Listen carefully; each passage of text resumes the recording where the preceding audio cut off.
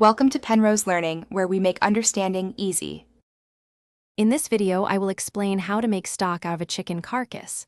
First, gather your main ingredients: 1 chicken carcass, 1 large onion, 2 carrots, 2 celery stalks, and some fresh herbs like parsley and thyme.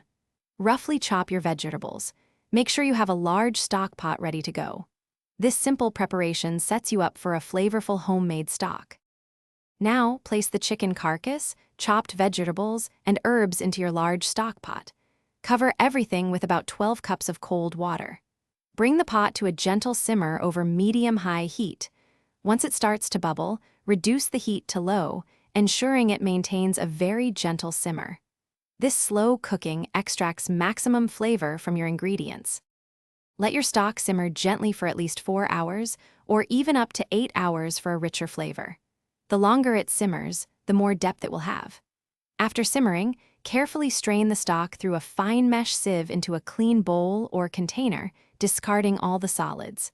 Allow the stock to cool completely before moving on to storage. Once cooled, you can store your homemade chicken stock in airtight containers in the refrigerator for up to 4 days. For longer storage, freeze it in freezer-safe bags or containers for up to 6 months. It's perfect for soups, sauces, and gravies. Also, for a different kind of clean, check the description for a link to the Shark AI Ultra Robot Vacuum and other great deals. Enjoy your delicious, versatile stock.